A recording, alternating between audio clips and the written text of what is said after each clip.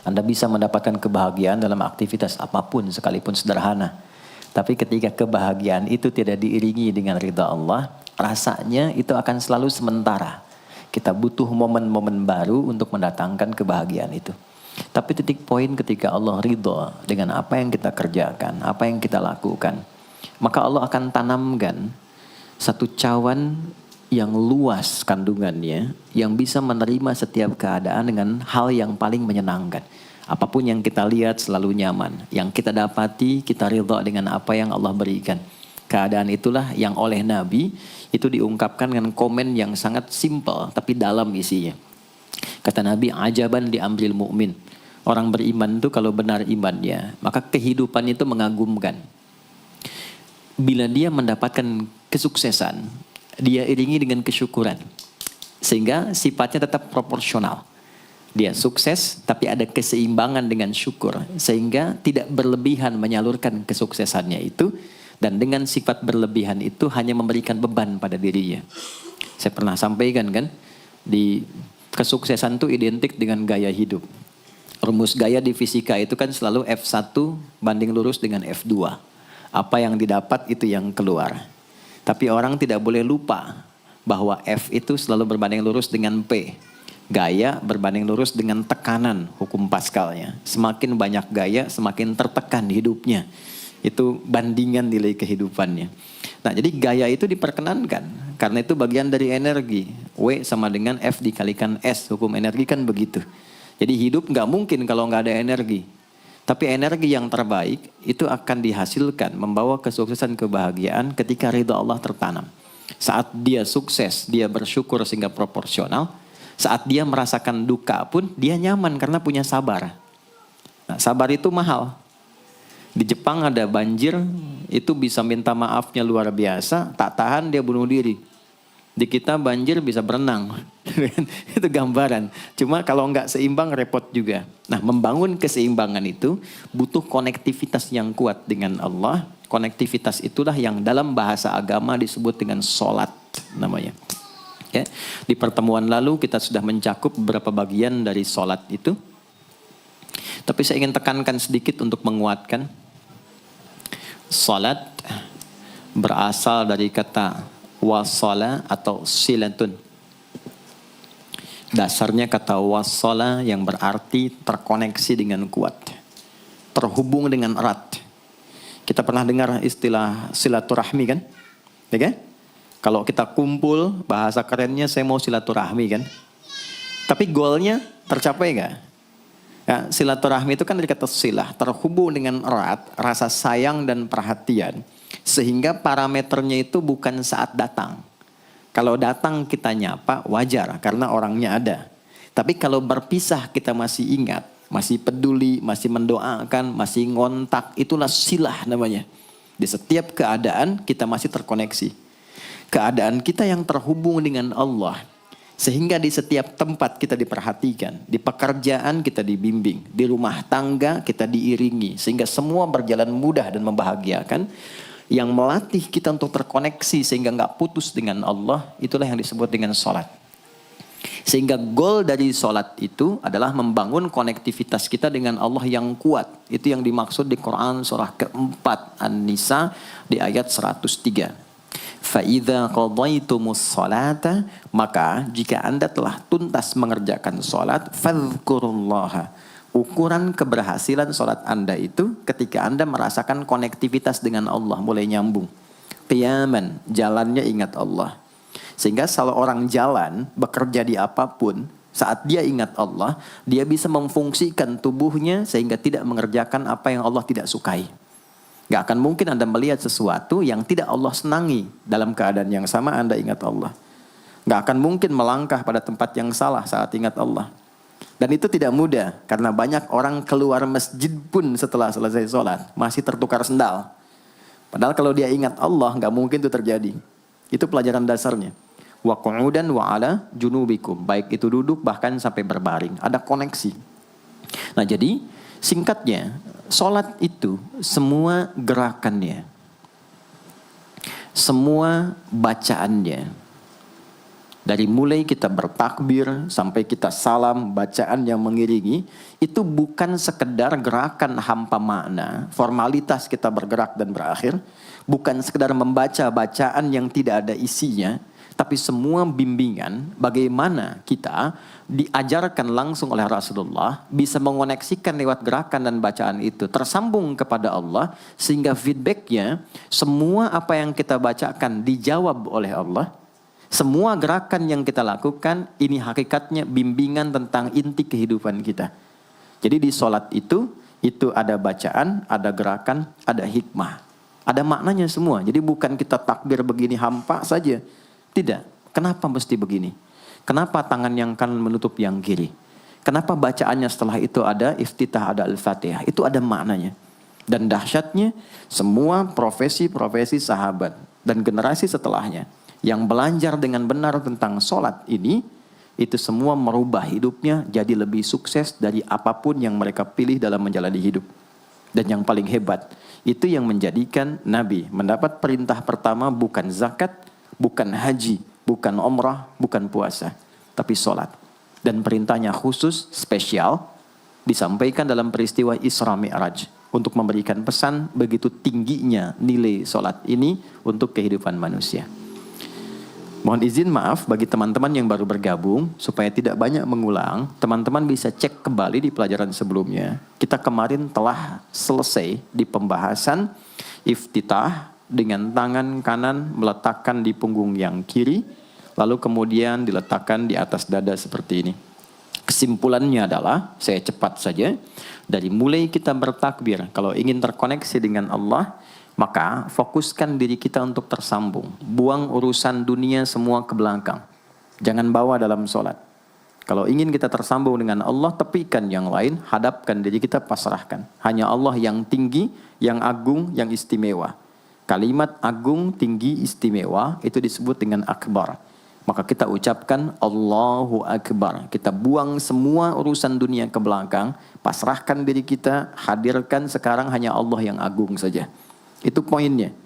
Kenapa problemnya tidak sedikit orang sholat itu sulit menemukan kekhusyuan? Karena dia bertakbir masih membawa dunia. Dia tidak sholat dengan memahami gerakan takbirnya. Dia jadikan sebagai formalitas. Apakah benar? Secara fikih benar. Gugur kewajiban, dapat pahala sesuai keikhlasan, tapi value dari sholat yang mahal itu nggak dapat. Itu poinnya. Buang semua urusan dunia, kemudian tambatkan diri kita hanya kepada Allah. Dan uniknya kata Nabi, di fase itulah setan mulai bertugas yang mengganggu kita, supaya kita tidak fokus untuk memahami dan melakukan apa yang kita baca dan kita gerakan. Ada setan khusus menggoda orang sholat, namanya khanzab. Nanti ada 9 jenis setan yang detil tugasnya itu berada di sekitaran kita. Mungkin satu kali Mas Baim kita belajar tentang fikih setan. Belum pernah ada kan ya? Anda kalau ke sini cuma tahu jalan yang lurus, nggak tahu macetnya, nggak tahu lubangnya, sulit menghindarinya. Kebanyakan orang belajar tentang malaikat, tapi nggak belajar setannya, sehingga nggak tahu setan apa yang sedang memprovokasi dirinya. Di Quran, malaikat disebutkan 88 kali, setan disebutkan 88 kali. Kalau kita cuma dengar motivasinya, nggak tahu provokasinya, kita nggak tahu bagaimana cara menghindari yang ini. Itu poinnya. Khanzab itu dia menggoda orang sholat, dimulai dari takbir. Jadi kalau belum takbir, Anda bisa merasa fokus apa saja. Nggak percaya silakan. Sebelum takbir tuh bisa siap fokus. Tapi begitu Anda mulai bertakbir, di hadis riwayat Abu Daud, Allahu Akbar, fayaqulu syaitanu. Maka di sini setan mulai tugasnya untuk mengganggu orang supaya nggak dapat nilai-nilai tadi. Maka dia berkata, udhkur kadza. Kamu ingat ini ya, kamu ingat itu ya. Betapa Anda memulai dengan membuang semua urusan dunia. Tapi kalau sudah takbir, itu setan yang install. Masuk sendiri dia. Makanya kalau nggak percaya silakan nanti zuhur tuh ya. Begitu Anda takbir, itu masuk semua. Ingat ini, ingat itu, mobil parkir di mana. Sampai ceramah saya sekarang pun itu akan masuk. Ingat ya, ada setan yang goda. Nah itu setan itu. Itu setan sendiri. Membuat kita itu begitu lupa. Sampai lihat ujung hadisnya. Hatta la yash'ural musalli kam raka'atan yusalli. Sampai nanti akan ditemukan orang sholat. Dia tidak sadar berapa rakaat sedang menunaikan sholatnya. Nah itu kalau Nabi sampaikan pasti terjadi. Poin. Untuk kita bisa mengatasi itu, poinnya apa? Quran surah ke-29 dulu, ayat 45. Quran surah 29, Al-Ankabut, ayat 45. Di Islam tuh uniknya begini, istimewanya. Enggak ada satupun ibadah yang hasil kreasi manusia. Semua terukur. Ini dalilnya, alasannya, landasan kita ibadah itu dari Tuhannya ini. Penjelasan contohnya ini dari Nabi. Pakemnya begini, kodifikasi ilmunya seperti ini. Sehingga terjaga sampai kapanpun. Dan tidak ada satupun yang kita kerjakan dalam ibadah, kecuali semua punya landasan yang kuat. Dan hebatnya diterangkan. Ini caranya, ini bacaannya, ini maksudnya seperti ini hikmahnya. Kenapa Anda begini? Kenapa begitu? Hasilnya apa? Ketika seseorang sedang memulai sholatnya, dari awal dia pengen fokus, tapi ketika dia mulai bertakbir, muncul godaan, maka sebelum sholat ditunaikan, Allah sudah ingatkan, Utlu ma uhya ilaika minal kitab. Utlu itu dari kata tilawah, artinya baca, pahami, amalkan apa yang telah dipahami itu. Jadi sejatinya sebelum sholat, kata Allah kalau ingin menikmati sholatnya, ingin tahu value dari sholat dan dihasilkan seperti orang dulu meraihnya, maka jangan kita terfokus untuk formalitas saja. Yang penting benar bacaan, takbir sampai salam terjaga. Betul, sekali lagi, itu menggugurkan kewajiban, formulasinya selesai, secara fikih tuntas, tapi hikmah sholat yang tadi itu kita nggak dapat. Maka yang terjadi apa? Baca dulu, tilawah, utlu, baca, pelajari dulu, sebelum sholat. Kemudian pahami, kenapa takbirnya begini? Kita kemarin sudah belajar. Kenapa tangan kanan menutup yang kiri? Apa maksudnya sampai kita diperintahkan sholat? Bagaimana kemudian saat kita baca Al-Fatihah? Kenapa yang dibaca itu? Apa yang jadi bimbingan dari Al-Fatihah untuk kehidupan kita? Kalau sholatnya seperti itu akan merubah hidup kita. Itu langsung Allah sampaikan demikian. Lalu kerjakan, wa aqimis shalah, tunaikan sholat seperti aku tadi isyaratkan, kata Allah. Inna sholata tanha 'anil fahsya wal munkar. Maka jika engkau menunaikannya seperti itu, sholat akan merubah hidupmu. Itu kata Allah tuh. Minimal mendorong kita berbuat jadi lebih baik. Jadi bukan sekedar menjadikan kita pribadi baik, tapi semua yang kita kerjakan menjadi lebih baik. Itu sholat. Itu yang bisa merubah seorang Jundub bin Junadah yang dikenal dengan Abu Dzar Al-Ghifari. Ini teman-teman, kenapa Ghifar itu viral? Ghifar itu adalah desa pembegal. Jadi semua sekampung begal semua. Sekampung.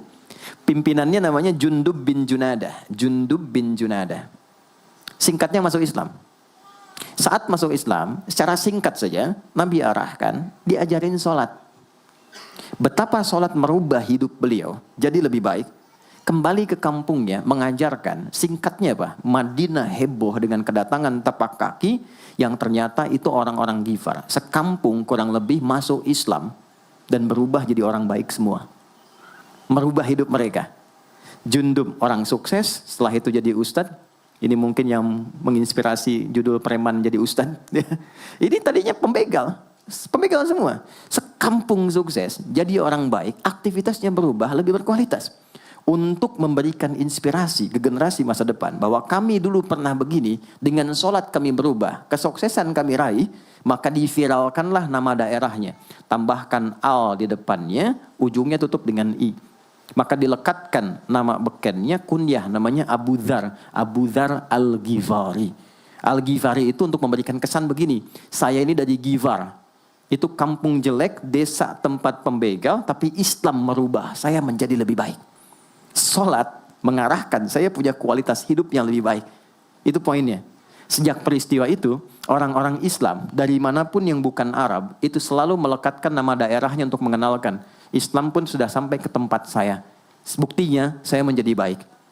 Ada namanya Muhammad, punya bapak namanya Ismail, punya kakek namanya Ibrahim, kakek buyutnya Al-Mughirah, eyang buyutnya Al-Bardizbah, tinggal di kecamatan Ju'fah, kabupatennya Bukhara, provinsinya Khorasan, negaranya Uzbekistan sekarang. Maka karena dari Bukhara, dia kenalkan diri, datang ke daerah Arab, saya dari Bukhara. Rumus yang sama, tambahkan al di depannya, ujungnya i. Maka dia katakan, Ana Al-Bukhari. Itulah Imam Al-Bukhari. Bukan orang Arab. Kita punya guru besar Syekh Nawawi dari Banten. Ana Nawawi Al-Bantani. Ana Ahmad Yasin Al-Padangi. Tapi kesan kota itu untuk menunjukkan Islam telah sampai ke tempat saya dan merubah saya menjadi lebih baik. Kang Baim datang ke Mekah, umrah, katakan saya Baim Bong al tanah kusiri. Maka kesan yang dibangun itu telah sampai ke tempat saya, merubah saya lebih baik. Saya Arman al Pondok Indahi misalnya kan, tidak masalah. Itu sah. Dan orang mengenal, oh rupanya Islam telah ke setiap wilayah. Tapi value-nya sampai enggak. Jangan cuma kita katakan saya dari fulan, saya dari tempat A. Poinnya adalah apa yang merubah engkau dari Islam menjadikan engkau lebih baik. Jadi kalau ada orang Islam mengaku Muslim, lisannya tidak lebih baik. Maaf sekali, telinganya mendengar tidak yang baik, perilakunya kurang baik, maka dipertanyakan klaim keislamannya. Sudah sejauh mana saya mendapatkan keberkahan dari Islam itu? Itu yang menjadikan kenapa sholat paling pokok dipaksa kita wajib. Bukan karena sujud rukuknya. Anda tidak sujud pun tidak akan menurunkan status Allah sebagai Tuhan. Tetap Tuhan. Tapi ternyata ada value besar yang dengan kasih Allah diminta kita sholat supaya kita minimal jadi orang baik. Dan sukses dalam hidup.